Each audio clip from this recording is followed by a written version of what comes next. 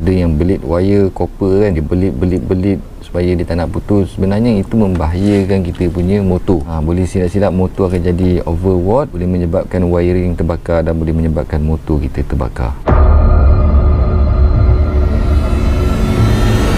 Okay, Assalamualaikum warahmatullahi wabarakatuh. Mana kamu orang kita? Okay, jumpa lagi. Hari ni nak cerita pasal fuse. Fuse motor. Orang confuse juga pasal fuse. So, fuse motor yang terletak di 125 adalah dekat kita punya bateri. Kalau kita pakai casing yang asal bateri tu 125 tu kan, dia ada fuse ni. Kau perasan tak fuse ni? Dia sebenarnya dia pakai saiz 10. Seandainya lah kalau ada arus elektrik korang terputus, kita cabut, dan kita buka kunci motor tak hidup. Kenapa motor tak hidup? Sebab tak ada fuse. Apa fungsi fuse ni? Lain daripada tujuan menghantarkan api adalah untuk penapisan api. Dia akan kotarkan kita punya fuse ni pada 10 M dan takkan lebih lah. Maksudnya kalau kita pakai 15 maknanya lebih kepada 15 M.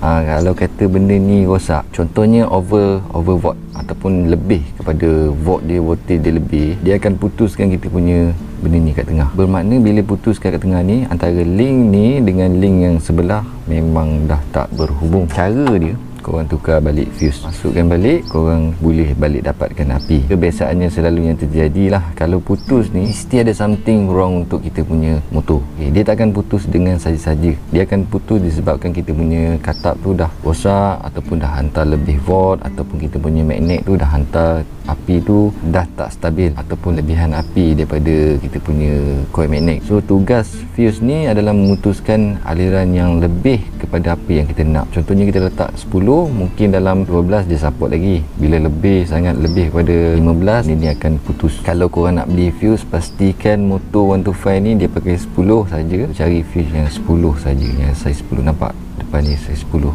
Apa beza 10, 15, 20, ada sampai 40, ada. So beza dia pakai 15 lambat sikit putus berbanding dengan 10.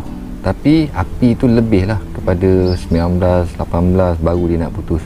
Tapi kalau api tu maknanya kecil kepada bawah 15, dia tak akan putus. Okey.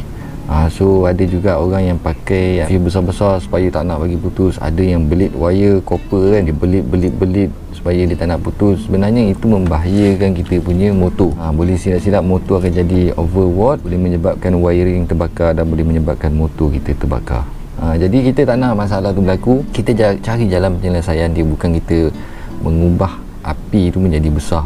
Okey, bila kita balut dengan copper ni sebenarnya susah nak putus. Copper apa benda bang? Copper yang wire yang dalam wiring ni dia ada tembaga.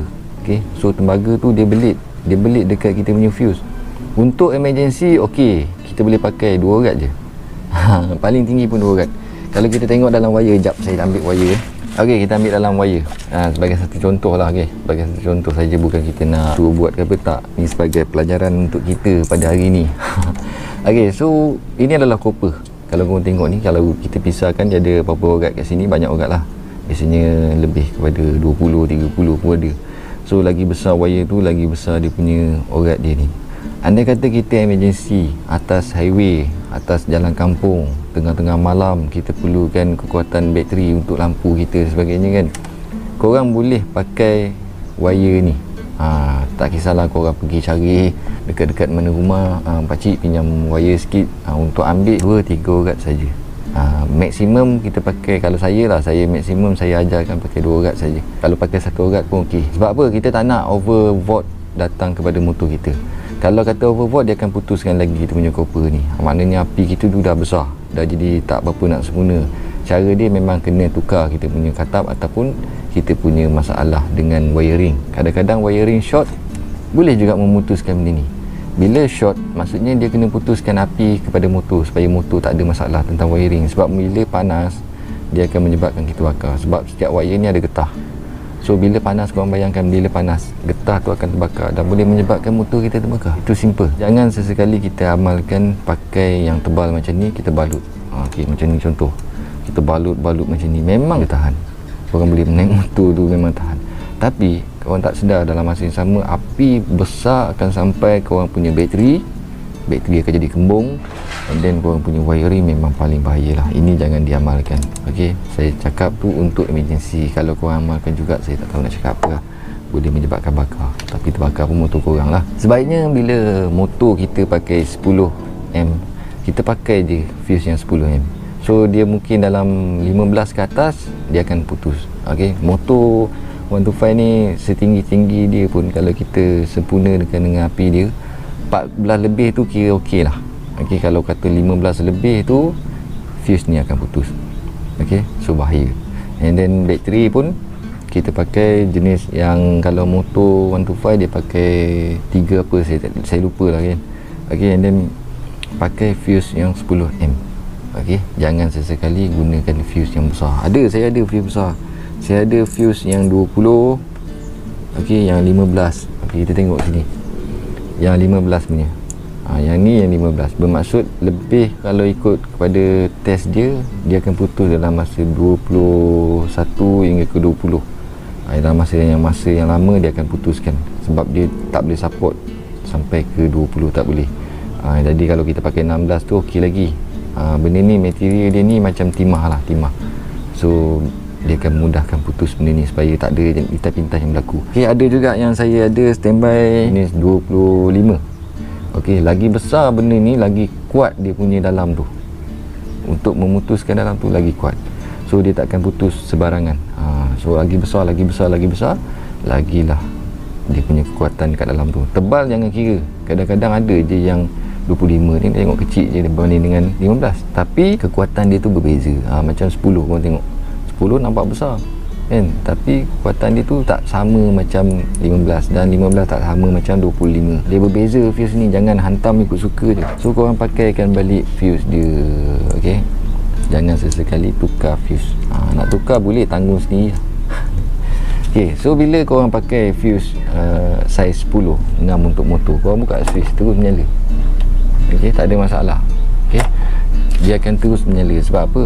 Kita dah masuk fuse. Kalau kita tak masuk fuse, memang tak menyala lah. Bagi contoh, korang tukar bateri tapi still lagi tak ada api, korang check dulu fuse. Kadang-kadang fuse dia putus, masalah benda lain tak ada pun, korang pergi tukar bateri buat apa? Korang check dulu fuse. Pastikan fuse okey. Check korang punya power bateri korang ada. Kalau lemah, korang pergi cas. Cas dalam RM2.5, RM2 je. Okey, lepas tu korang ambil and then pastikan fuse korang okey.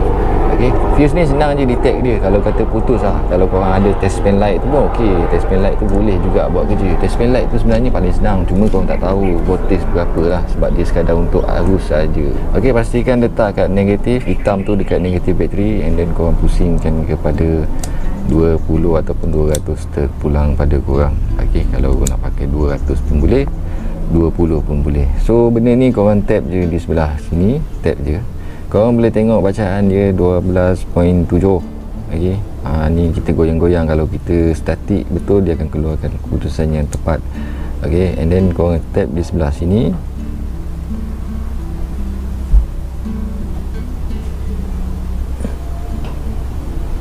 Dia akan keluarkan keputusan 12.7 juga. Yang di sebelah sini pun 12.7, and di sebelah sana pun 12.7.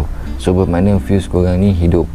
Kalau korang detect di sebelah sini saja ada, sebagai contoh lah, yang datang daripada bateri ni, yang datang daripada bateri satu, tiba-tiba pada bateri je ada. Belah sini tak ada. Tapi kebanyakannya bila pakai fuse ni, bila putus, dia akan putuskan hubungan kita di sebelah kabel ni, sebelah kabel panjang. Okey, bila fuse putus, api daripada bateri ni ada, dia wujud. Bateri ni memang dia wujud, dia datang kepada fuse, and fuse pergi ke sini. Tapi kalau kata benda ni fuse putus, yang di sebelah sini takkan keluarkan arus, kecuali bila motor tu dalam keadaan hidup. Kalau motor tu mati, memang tak ada, sebab yang keluarkan arus hanyalah daripada bateri korang. Okey, sebab apa? Korang tengok kat sini, bateri korang 12.7, korang punya fuse kat sini pun 12.7. Okey, bermaknanya penghantaran fuse tu yang hidup sekarang ni adalah kuasa daripada bateri, bukan daripada motor. Bila motor hidup, dia akan hantarkan arus kepada korang punya bateri. Simple as that. Cakap Mak Saleh.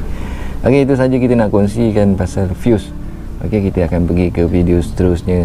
Okey, and then kita akan peningkan kepala bersama-sama. So jangan lupa bila dah pening tu, subscribe, like, komen dan share. Okey bos, terima tu benda simple benda senang. Jangan lupa, saya dah tolong, korang subscribe. Jom kita lacong dulu.